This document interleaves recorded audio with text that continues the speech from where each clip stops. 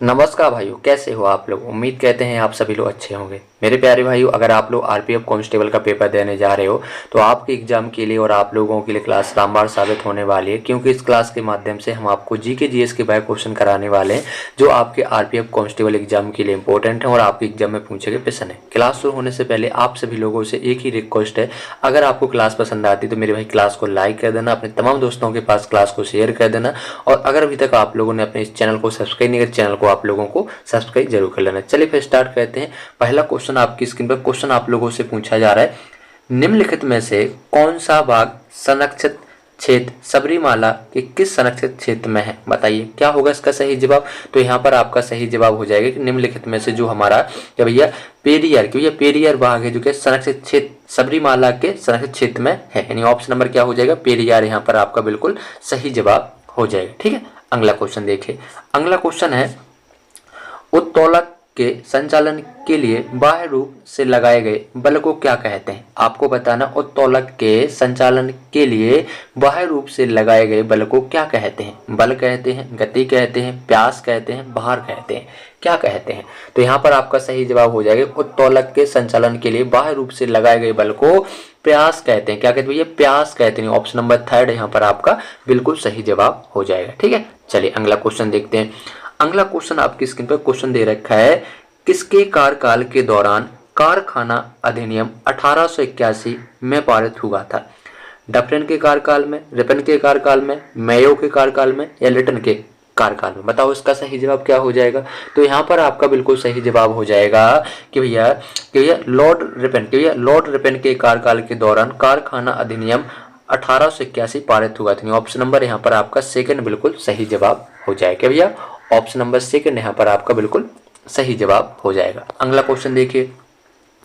अगला क्वेश्चन है, भारतीय खेल प्राधिकरण की स्थापना कब हुई थी। आपको बताना है कि भारतीय खेल प्राधिकरण की स्थापना कब हुई थी। ऑप्शन नंबर 1 में दे रखा है आपको 1986, ऑप्शन नंबर सेकंड में दे रखा है आपको 2000, ऑप्शन नंबर सी में दे रखा है आपको 1996, ऑप्शन नंबर डी में दे रखा है आपको 1984। तो बताइए भारतीय खेल प्राधिकरण की स्थापना कब हुई थी। तो यहाँ पर आपका सही जवाब हो जाएगा कि भारतीय खेल प्राधिकरण की स्थापना भैया आपकी 25 जनवरी 1984 के भैया भारतीय खेल प्राधिकरण की स्थापना 25 जनवरी 1984 में हुई थी। ऑप्शन नंबर आपका 4 यहाँ पर बिल्कुल सही जवाब हो जाएगा। जितने साथियों ने यहाँ पर ऑप्शन नंबर 4 बताया बिल्कुल सही जवाब है। अगला क्वेश्चन देखिए। अगला क्वेश्चन आपकी स्क्रीन पर क्वेश्चन है, मासई जनजाति निम्न में से किस देश की निवासी है। आपको बताना जो मासई जनजाति है निम्न में से किस देश की निवासी है। सऊदी अरब, पेरू, मैक्सिको, केन्या, क्या होगा इसका सही जवाब। बहुत ही अच्छा क्वेश्चन है, ऐसे ही क्वेश्चन आपके एग्जाम में आप लोगों को देखने के लिए मिलेंगे। तो यहाँ पर आपका सही जवाब हो जाएगा, जो मासई जनजाति है भैया हमारे केन्या देश की निवासी। किस देश की निवासी भैया, केन्या देश की। ऑप्शन नंबर 4 यहाँ पर आपका बिल्कुल सही जवाब हो जाएगा। अगला क्वेश्चन देखते हैं। अगला क्वेश्चन ये रहा आपकी स्क्रीन पर। क्वेश्चन है, कौन लिबरेटर ऑफ इंडियन प्रेस के रूप में जाना जाता है। आपको बताना है कि कौन लिबरेटर ऑफ इंडियन प्रेस के रूप में जाना जाता है। Lord Ripon, Lord Lytton, Charles Metcalfe या चार्ल्स वुड, बताओ इसका सही जवाब क्या हो जाएगा। तो यहाँ पर आपका बिल्कुल सही जवाब हो जाएगा ऑप्शन नंबर क्या मेरे प्यारे साथियों। तो यहाँ पर आपका सही जवाब हो जाएगा ऑप्शन नंबर क्या, तो आप कहोगे सर कि हमारा सही जवाब हो जाएगा चार्ल्स मेडकॉफ। क्यों यह लिबरेटर ऑफ इंडिया प्रेस के रूप में यह चार्ल्स मेडकॉफ को जाना जाता है, कि चार्ल्स मेडकॉफ को जाना जाता है। ऑप्शन नंबर 3 यहाँ पर आपका बिल्कुल सही जवाब। जिन साथियों ने यहाँ पर 3 बताया तो बिल्कुल सही जवाब हो जाएगा। अगर हम बात करते हैं कि भैया भारतीय प्रेस की स्वतंत्रता भैया कब हुई थी, तो भैया भारतीय प्रेस की स्वतंत्रता भैया 15 सितंबर 1835 से हुई थी। ठीक है, चलिए अगला क्वेश्चन देखते हैं। अगला क्वेश्चन आपकी स्क्रीन पर क्वेश्चन दे रखा है, राउरकेला इस्पात संयंत्र कहाँ स्थित है। बहुत ही अच्छा क्वेश्चन है भैया, ये आपके कई एग्जाम में पूछा गया। जैसे अभी आपका एमटीएस का पेपर हुआ था, जीडी का पेपर हुआ था, ये सारे क्वेश्चन आपके प्रीवियस क्वेश्चन है और ये आपका सबसे ज्यादा भैया क्योंकि आरपीएफ कांस्टेबल पूछे इसलिए हमने इस क्वेश्चन को यहाँ पर रखा है। तो राउरकेला इस्पात संयंत्र कहाँ स्थित है, महाराष्ट्र में है क्या, झारखंड में है क्या, उड़ीसा में है क्या, आपका आंध्र प्रदेश में, बताओ क्या होगा इसका सही जवाब। तो भैया कह सकते हैं कि राउरकेला इस्पात भैया हमारे उड़ीसा राज्य में स्थित है। कहाँ पर भैया, उड़ीसा राज्य में। कहाँ पर भैया, राउरकेला इस्पात भैया हमारे उड़ीसा राज्य में स्थित है। ऑप्शन नंबर 3 यहाँ पर आपका बिल्कुल सही जवाब हो जाएगा। ठीक है दोस्तों, चलिए अगला क्वेश्चन देखते हैं। अगला क्वेश्चन है शब्द सर्विस के भैया एक शब्द दे रखा आपको सर्विस निम्न में से किस खेल से संबंधित है? क्रिकेट से है, कबड्डी से है, मुक्केबाजी से है, वॉलीबॉल से। बताइए इसका सही जवाब क्या हो जाएगा। बहुत ही आसान क्वेश्चन है, आप लोग उस क्वेश्चन का गलत जवाब मत देना। तो यहाँ पर आप कहोगे कि जो सर्विस शब्द है ये हमारा वॉलीबॉल खेल से संबंधित, किस खेल से भैया? वॉलीबॉल खेल से संबंधित। ऑप्शन नंबर क्या हो जाएगा आपका? ऑप्शन नंबर 4 यहाँ पर आपका बिल्कुल सही जवाब हो जाएगा। आपने देखा होगा भैया कि इस तरफ प्लेयर होते हैं और नीचे भैया बीच में एक नेट लगा होता है इस तरफ भैया, जब इससे भैया क्या कहते हैं, यहाँ पर एक प्लेयर है, सर्विस कहता है इस प्लेयर को दूसरी तरफ फेंकने के लिए, उसे बोलते हैं सर्विस। तो सर्विस जो शब्द है भैया हमारे वॉलीबॉल खेल से संबंधित है। ठीक है, चलिए अगला क्वेश्चन देखिए। अगला क्वेश्चन है Himalaya frontal fault Shivalik co dot dot से अलग करता है? लघु हिमालय, मध्य हिमालय, ग्रेट हिमालय, भारत के विस्तृत मैदान। बताने का प्रयास करेंगे आप सभी साथी, इसका सही जवाब क्या हो जाएगा। तो यहाँ पर आपका सही जवाब हो जाएगा ऑप्शन नंबर 4 यानी भारत के विस्तृत मैदान से अलग करता है, यानी ऑप्शन नंबर 4 यहाँ पर आपका बिल्कुल सही जवाब हो जाएगा। ठीक है, अगला क्वेश्चन देखिए। अगला क्वेश्चन आपकी स्क्रीन पर क्वेश्चन आप लोगों से पूछा जा रहा है ठोस कोण की इकाई क्या है? आपको बताना है ठोस कोण की इकाई क्या है। एंगल है, डिग्री है, स्टेरेडियन है या रेडियन है। बताइए आपको बताना है ठोस कोण की इकाई क्या है। तो आप सभी साथी कहेंगे कि ठोस कोण की जो इकाई है भैया वो है हमारे स्टेरेडियन। क्या भैया ठोस कोण की इकाई क्या है? तो आप सभी दोस्त कहेंगे स्टेरेडियन। ऑप्शन नंबर 3 यहाँ पर आपका बिल्कुल सही जवाब हो जाएगा। ठोस कोण की इकाई क्या है? स्टेरेडियन है। ठीक है, चलिए अगला क्वेश्चन देखते हैं। अगला क्वेश्चन ये रहा आपकी स्क्रीन पर। क्वेश्चन है a bunch of old letters का संपादन और प्रकाशन किसने किया था? जयप्रकाश नारायण ने किया था, महात्मा गांधी जी ने किया था, एनी बेसेंट ने किया था या भैया जवाहरलाल नेहरू जी ने किया था। बताइए क्या होगा इसका सही जवाब। तो यहाँ पर आप सभी साथी कहेंगे कि सर इसका सही जवाब हो जाएगा a bunch of old letters का जो संपादन है भैया ये हमारे जवाहरलाल नेहरू ने किया था। ऑप्शन नंबर 4 यहाँ पर आपका बिल्कुल सही जवाब हो जाएगा। ठीक है, अगला क्वेश्चन देखिए। अगला क्वेश्चन आपकी स्क्रीन पर क्वेश्चन है विश्व खुशहाली रिपोर्ट के भैया विश्व खुशहाली रिपोर्ट 2018 में निम्न में से कौन सा देश प्रथम रैंक पर है?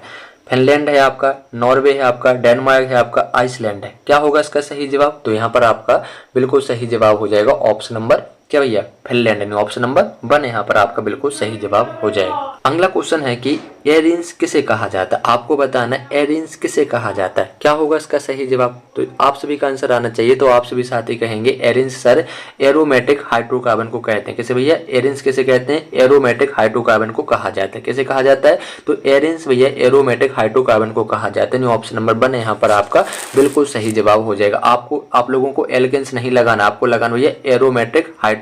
भैया एरोमेटिक हाइड्रोकार्बन कहा, एल्केन्स कभी नहीं होता। ठीक है, अगला क्वेश्चन देखिए। अगला क्वेश्चन है भारत के संविधान में अनुसूचियों की संख्या कितनी है? 9 है, 12 है, 8 है, 10 है। बताइए भारत जो हमारा भारतीय संविधान तो अनुसूचियों की संख्या कितनी है? आप सभी साथियों का आंसर आना चाहिए। क्या हो जाएगा यहाँ पर आपका सही जवाब? तो आप सभी साथी कहेंगे सर अनुसूचियों की संख्या है 12। कितनी भैया अनुसूचियों की संख्या कितनी है? 12 यानी ऑप्शन नंबर 2 आपका यहाँ पर बिल्कुल सही जवाब हो जाएगा। ठीक है, चलिए अगला क्वेश्चन देखिए। अगला क्वेश्चन है मंगल और बृहस्पति के बीच सूर्य की परिक्रमा करने वाला खगोलीय पिंड कौन सा है? उल्का पिंड है, क्षुद्रग्रह है, धूमकेतु है या आपका उपग्रह है। बताइए क्या होगा इसका सही जवाब? सभी साथियों का आंसर आना चाहिए। क्या हो जाएगा? तो आप सभी साथी कहेंगे सर क्षुद्रग्रह हमारा यहाँ पर बिल्कुल सही। तो साथी यहाँ पर ऑप्शन नंबर 2 लगा रहे हैं, बिल्कुल सही जवाब है। चलिए अगला क्वेश्चन देखते हैं।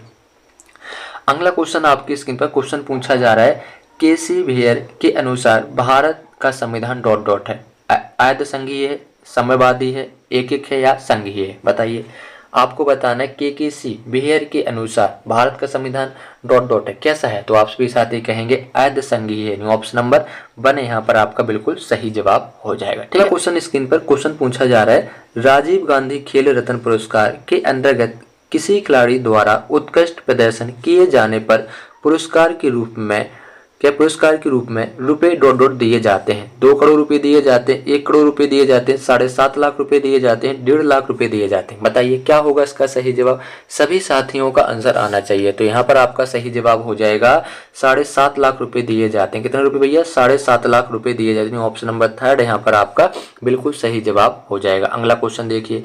क्वेश्चन नंबर 18 आपकी स्क्रीन पर क्वेश्चन आप लोगों से पूछा जा रहा है सरकार द्वारा किसानों के लिए उनकी फसल हेतु पूर्व घोषित कीमत को क्या कहते हैं, बताइए क्या कहते हैं। ऑप्शन नंबर ए में दे रखे न्यूनतम बिक्री मूल्य कहते हैं, न्यूनतम समर्थन मूल्य कहते हैं, अधिकतम बिक्री मूल्य कहते हैं, अधिकतम समर्थन मूल्य कहते हैं। क्या कहते हैं, तो आप सभी साथी कहेंगे न्यूनतम समर्थन मूल्य कहते हैं। ऑप्शन नंबर सेकंड यहाँ पर आपका बिल्कुल सही जवाब हो जाए। क्या, सरकार द्वारा किसानों के लिए जो उनकी फसल हेतु जो पूर्व घोषित कीमत को क्या कहा जाता है, तो ये न्यूनतम समर्थन मूल्य, क्या भैया, न्यूनतम समर्थन मूल्य कहा जाता है। ठीक है, चलिए अगला क्वेश्चन देखिए। क्वेश्चन है, तवा नदी जो कि डॉट डॉट नदी की सहायक नदी है पर तवा जलाशय स्थित है, कृष्णा नदी, ताप्ती नदी, नर्मदा नदी, गोदावरी नदी। बताइए क्या होगा इसका सही जवाब। तो यहाँ पर आपका सही जवाब हो जाएगा ऑप्शन नंबर क्या भैया, तो आप सभी साथी कहेंगे तवा नदी जो कि भैया नर्मदा नदी की एक सहायक नदी है पर तवा जलाशय स्थित है। ऑप्शन नंबर थर्ड यहाँ पर आपका बिल्कुल सही जवाब हो जाएगा। नर्मदा नदी भैया अमरकंटक से निकली हुई, कहाँ भैया, अमरकंटक से निकली हुई है। ठीक है, अगला क्वेश्चन देखिए। अगला क्वेश्चन आपकी स्क्रीन पर क्वेश्चन दे रखा है, निम्नलिखित में से किस जीवाश्म में एक समान भ्रूण की उत्पत्ति और मूल संरचना है लेकिन उनके कार्य भिन्न होते हैं। अर्ध विकसित जीवाश्म सजा जाती है कि भैया सजा जाती है जीवाश्म, या विषमजात जीवाश्म, या आपका समरूप जीवाश्म। बताइए क्या होगा इसका सही जवाब। तो यहाँ पर आपका बिल्कुल सही जवाब हो जाएगा कि निम्नलिखित में से किस जीवाश्म में, तो भैया सजातीय, कि भैया सजातीय जीवाश्म में समान भ्रूण की उत्पत्ति और मूल संरचना है लेकिन उनके कार्य कैसे होते, भिन्न भिन्न होते हैं। ऑप्शन नंबर क्या हो जाएगा, सेकंड हमारा यहाँ पर बिल्कुल सही जवाब हो जाएगा। ठीक है, अगला क्वेश्चन देखिए। अगला क्वेश्चन है स्क्रीन पर दे रखा है कि द्वितीय जो इंगोल मैसूर युद्ध किसके समझौते के तहत समाप्त हुआ था, मंगोल समझौता, या मैसूर समझौता, या मद्रास समझौता, या आपका सलाईबाई समझौता। क्या होगा इसका सही जवाब। बहुत ही अच्छे क्वेश्चन है, आप लोगों को लग रहा होगा कि ऐसे क्वेश्चन पूछे जाएंगे एग्जाम में, भैया ऐसे क्वेश्चन पूछे गए हैं आपके एग्जाम में। तो यहाँ पर भैया मंगलोर समझौता आपका बिल्कुल सही जवाब हो जाएगा। भैया द्वितीय का जो इंगोल, जो हमारे क्या इंगोल मैसूर युद्ध है, ये किसके समझौते के तहत समाप्त हुआ, भैया ये हमारे के मंगोल जो समझौता के तहत किया, जो द्वितीय के जो इंगोल मैसूर युद्ध को समाप्त कर दिया गया, किसके समझौते, भैया मंगलोर समझौते के तहत। ठीक है, ऑप्शन नंबर 1 हो जाएगा। ठीक है, अगला क्वेश्चन देखो। अगला क्वेश्चन है, संसद भवन स्थानीय क्षेत्र विकास योजना किस वर्ष शुरू की गई थी। आपको बताना है कि संसद भवन स्थानीय क्षेत्र विकास योजना किस वर्ष शुरू की गई थी, 1992 में, 1993 में, 1990 में, 1994 में। क्या होगा इसका सही जवाब, बताइए सभी साथी।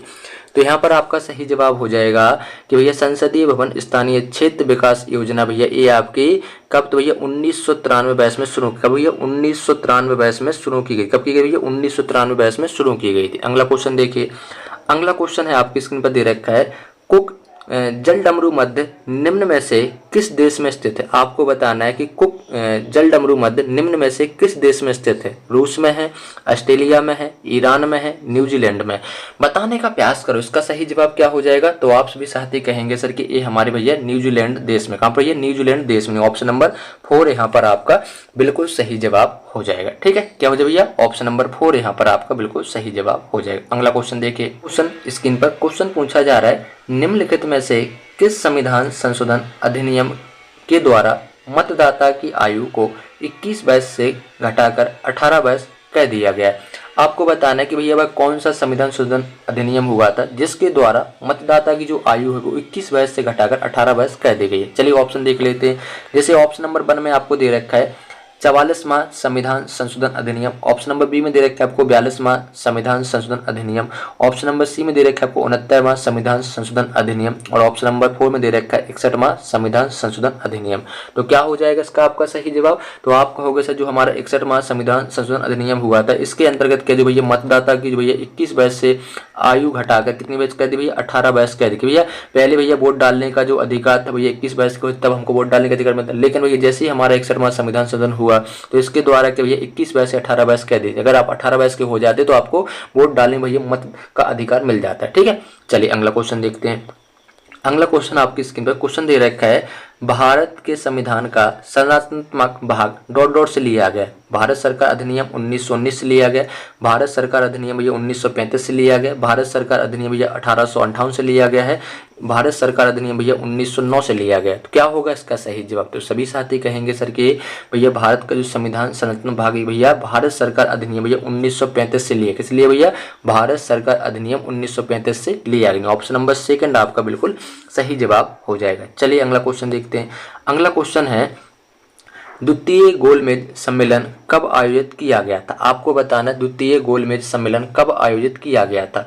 1935 में किया गया था, 1939 में किया गया था, 1931 में किया गया था, 1929 में किया गया था। तो आप सभी साथी कहेंगे सर कि अगर हम पहले गोलमेज की बात करते भैया, जो पहला हमारा गोलमेज सम्मेलन भैया ये हमारा 1930 में हुआ था, दूसरा हमारा भैया 1931 में हुआ था, ठीक है, और तीसरा हमारा कब हुआ था भैया 1932 में हुआ। तो क्या पूछा जा रहा है, द्वितीय गोलमेज सम्मेलन कब हुआ था भैया? तो द्वितीय गोलमेज सम्मेलन का आयोजित भैया 1931 में हुआ। जितने भी साथी यहाँ पर थर्ड लगा रहे हैं, ऑप्शन नंबर सी लगा रहे हैं, बिल्कुल आपका सही जवाब हो जाएगा, ठीक है। अगला क्वेश्चन आपकी स्क्रीन पर क्वेश्चन पूछा जा रहा है, किस उत्कृष्ट गैस नोबल गैस को स्ट्रेंजर गैस कहा जाता है? आर्गन गैस को कहा जाता है कि भैया, जेनॉन गैस को कहा जाता है, नियोन गैस को कहा जाता है, केप्टॉन गैस को कहा जाता है? तो सभी साथी यहाँ पर कहेंगे कि जो हमारी जेनॉन जो ये गैस है, इसको ये नोबल गैस को स्ट्रेंजर गैस कहा जाएगा भैया, स्ट्रेंजर गैस का नहीं। ऑप्शन नंबर सेकंड यहाँ पर आपका सही जवाब हो जाएगा। अगला क्वेश्चन देखिए, कि संविधान का भाग 6 किससे संबंधित है? आपको बताना है कि भारत के संविधान का भाग 6 किससे संबंधित है?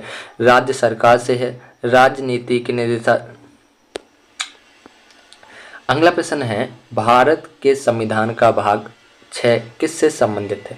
राज्य सरकार से है, राजनीति के निर्देशक सिद्धांत से है, केंद्र सरकार से है, चुनाव आयोग से। तो क्या होगा इसका सही जवाब? तो यहाँ पर आपका सही जवाब हो जाएगा कि जो भारत के संविधान भाग 6 है हमारा भैया राज्य सरकार से संबंधित। किसी भैया भाग 6 हमारा भैया राज्य सरकार से संबंधित नहीं। ऑप्शन नंबर क्या हो जाएगा? ऑप्शन नंबर 1 यहाँ पर आपका बिल्कुल सही जवाब हो जाएगा। अगला क्वेश्चन देखिए, अगला क्वेश्चन आपकी स्क्रीन पर क्वेश्चन पूछा जा रहा है आप लोगों से, युवा मामले और खेल मंत्रालय के तहत सेवायत्त निकाय यानी NDTL का पूर्ण रूप क्या है? इसका फुल फॉर्म बताना है आपको। National dope testing laboratory, national diagnostic testing laboratory, neutral top testing laboratory या नेशनल डोपिंग ट्रांसफॉर्मिंग लेबोरेटरी। क्या होगा इसका सही जवाब? आप सभी साथी हैं बताने का प्रयास करेंगे। तो इसका आपका सही जवाब हो जाएगा ऑप्शन नंबर क्या भैया? नेशनल डॉप टेस्टिंग लेबोरेटरी, ये आपका NDTL का पूर्ण रूप होता है। ऑप्शन नंबर 1 आपका बिल्कुल सही जवाब हो जाएगा, ठीक है। अगला क्वेश्चन देखिए, अगला क्वेश्चन है भैया, कलमकारी पेंटिंग का प्रारंभ किस राज्य में हुआ? आपको बताना है कलमकारी पेंटिंग का प्रारंभ किस राज्य में हुआ? हिमाचल प्रदेश में, मध्य प्रदेश में, उत्तर प्रदेश में, आंध्र प्रदेश में? बताने का प्रयास करेंगे आप सभी साथी, इसका सही जवाब क्या हो जाएगा? तो यहाँ पर आप लोग कहोगे सर इसका सही जवाब हो जाएगा हमारा ऑप्शन नंबर 4 कि भैया कलमकारी पेंटिंग का प्रारंभ भैया हमारे आंध्र प्रदेश राज्य में हुआ। कहाँ पर हुआ भैया? आंध्र प्रदेश राज्य में हुआ। नहीं, ऑप्शन नंबर 4 यहाँ पर आपका बिल्कुल सही जवाब हो जाएगा। अगला क्वेश्चन देखिए, अगला क्वेश्चन आपकी स्क्रीन पर क्वेश्चन पूछा जा रहा है, कौन सा संशोधन अधिनियम भारत का लघु संविधान कहा जाता है? आपको बताना है कौन सा संशोधन अधिनियम भारत का लघु संविधान कहा जाता है। 42वां संशोधन अधिनियम 1976, 44वां संशोधन अधिनियम 1978, 24वां संशोधन अधिनियम भैया 1971 और ऑप्शन नंबर 4 में दे रखा है 86वां संशोधन अधिनियम 1976।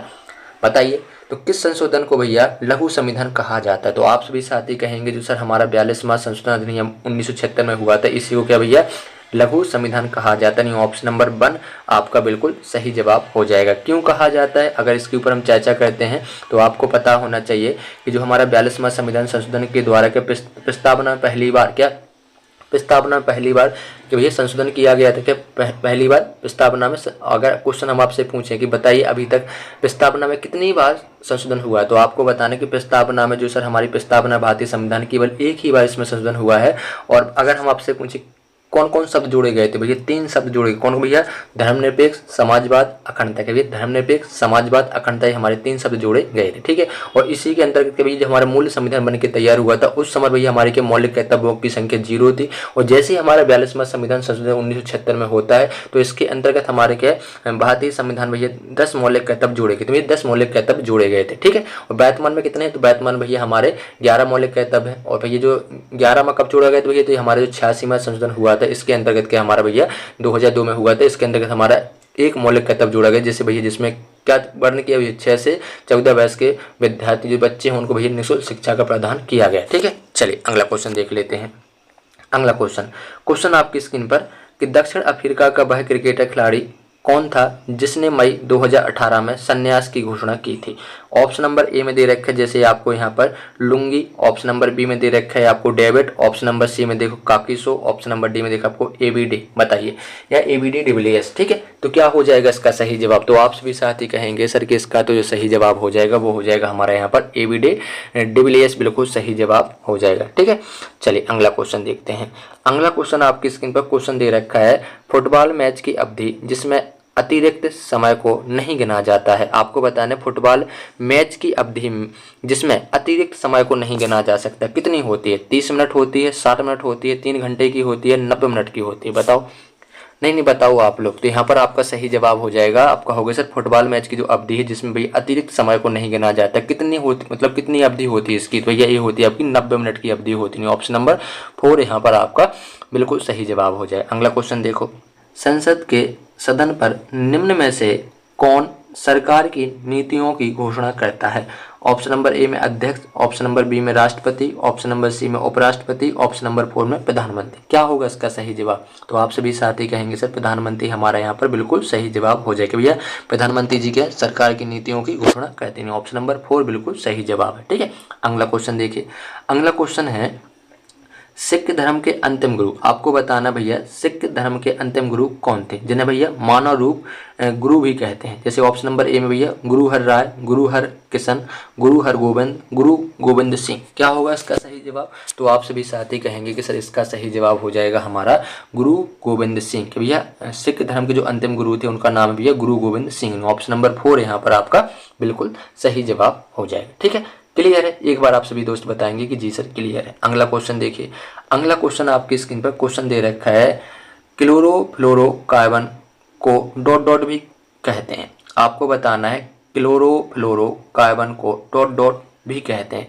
क्लोरोकार्बन कहते हैं, फ्लोरोमीथेन कहते हैं, एरोसोल कहते हैं, या आपका फिओस कहते हैं? बताओ क्या होगा इसका सही जवाब? तो यहाँ पर आप सभी साथी कहेंगे क्लोरोफ्लोरोकार्बन को फिओस कहा जाता है। ऑप्शन नंबर 4 यहाँ पर आपका बिल्कुल सही जवाब हो जाएगा। अगला प्रश्न आपकी स्क्रीन पर अगला प्रश्न आप लोगों से पूछा जा रहा है, ग्रामीण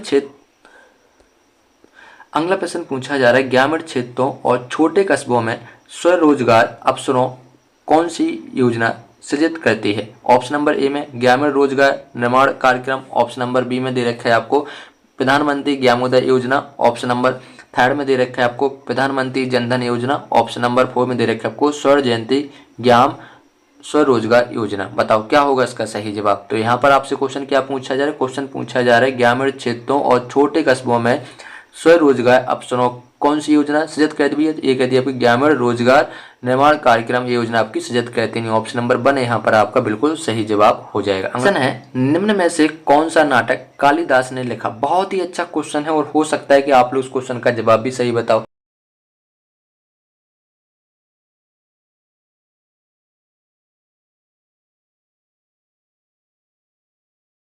निम्न में से किस देश को पहले फॉर्मोसा के नाम से जाना जाता है? आपको बताना है कि निम्न में से किस देश को पहले फॉर्मोसा के नाम से जाना जाता है? दक्षिण कोरिया, चीन, ताइवान या जापान? बताओ क्या होगा इसका सही जवाब? तो यहाँ पर आपका सही जवाब हो जाएगा ताइवान को जाना जाता है। कि भैया ताइवान देश को पहले फॉर्मोसा के नाम से जाना जाता है। ऑप्शन नंबर 3 यहाँ पर आपका बिल्कुल सही जवाब हो जाएगा। अगला क्वेश्चन देखो। अगला क्वेश्चन आपकी स्क्रीन पर क्वेश्चन पूछा जा रहा है, भारत का संविधान एक डॉट डॉट है, चित्रात्मक दस्तावेज है, सबसे लंबा लिखित संविधान है, मुद्रित दस्तावेज है, अलिखित संविधान है? बताओ सभी साथी बताएंगे और भैया उत्तर गलत नहीं आना चाहिए। तो क्या हो जाएगा? भारत का जो संविधान है भैया एक क्या है? सबसे लंबा लिखित संविधान है। क्या भैया भारत का जो संविधान एक सबसे लंबा लिखित संविधान है? ऑप्शन नंबर 2 हमारा यहाँ पर बिल्कुल सही जवाब हो जाएगा। अगला क्वेश्चन देखो, भारत के संविधान का सुलेख किसे कहा जाता है? आपको बताना है कि भारत के संविधान का सुलेख किसे कहा जाता है? एपी डक्कर को कहा जाता है, नंदलाल बोस को कहा जाता है, जेपी कृपलानी को कहा जाता है, प्रेम बिहारी नायर राज यादव को कहा जाता है? क्या होगा इसका सही जवाब? तो आप सभी साथी कहेंगे कि भारत के संविधान का सुलेख भैया प्रेम बिहारी नायर राज यादव को कहा जाता है। ऑप्शन नंबर 4 जितने भी साथी यहाँ पर लगा रहे हैं बिल्कुल सही जवाब हो जाएगा। अगला क्वेश्चन देखिए। क्वेश्चन है, महात्मा गांधी की अध्यक्षता में भारतीय राष्ट्रीय कांग्रेस का एकमात्र अधिवेशन कहाँ आयोजित किया गया था?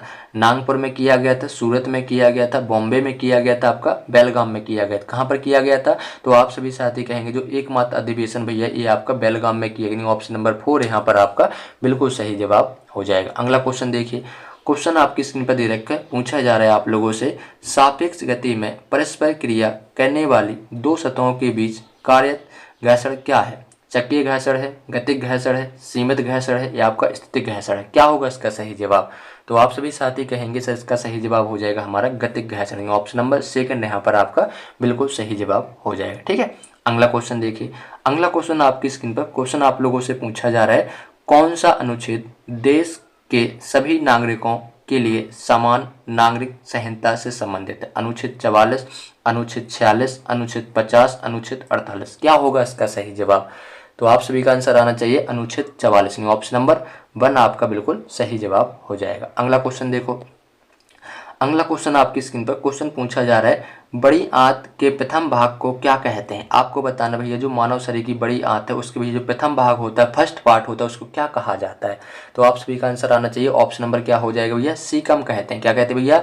तो यहाँ पर कहेंगे बड़ी आंत के प्रथम भाग को सीकम कहा जाता है। ऑप्शन नंबर 2 यहाँ पर आपका बिल्कुल सही जवाब हो जाएगा। ठीक है, अगला क्वेश्चन देखो, अगला क्वेश्चन आपकी स्क्रीन पर पूछा जा रहा है आप लोगों से, जहां वार्षिक वर्ष डॉट से अधिक होती है वहां उष्ण कटिबंधीय सदाबहार वन होते हैं। भैया सदाबहार वन होते हैं 150 सेंटीमीटर के, 100 सेंटीमीटर के, 300 सेंटीमीटर के या आपके 200 सेंटीमीटर के। तो यहाँ पर कह सकते हैं जहाँ वार्षिक व्यास कितना होता है, नहीं कह सकते हैं ऑप्शन नंबर भैया यहाँ पर कह सकते हैं जहाँ वार्षिक व्यास भैया 200 सेंटीमीटर से अधिक, भैया 200 सेंटीमीटर से अधिक होती है वहाँ भैया उष्ण कटिबंधीय सदाबहार वन होते हैं। ठीक है, कितनी भैया वैसा होनी चाहिए? 200 सेंटीमीटर से अधिक की वैसा होनी चाहिए। ठीक है, चलिए अगला क्वेश्चन देखो। अगला क्वेश्चन है, भारत में किस राज्य में राष्ट्रीय उद्यानों की सर्वाधिक संख्या है?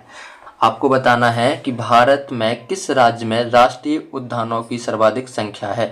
मध्य प्रदेश में, पंजाब में है, त्रिपुरा में है, तमिलनाडु में। तो सभी को पता है भैया सबसे ज़्यादा भैया हमारे जो राष्ट्रीय उद्यान कहाँ पर है? तो आपको सिर्फ मध्य प्रदेश में नहीं, ऑप्शन नंबर 1 हमारे यहाँ पर बिल्कुल सही जवाब हो जाएगा। अगला क्वेश्चन देखो, अगला क्वेश्चन स्क्रीन पर क्वेश्चन पूछा जा रहा है, निम्नलिखित भारत के किस राज्य में ग्रीष्मकालीन और शीतकालीन राजधानी है? इसकी ऑप्शन इस प्रकार दे रखे हैं, जैसे आपको ऑप्शन नंबर 1 में दे रखा है सिक्किम। क्या दे रखा है भैया?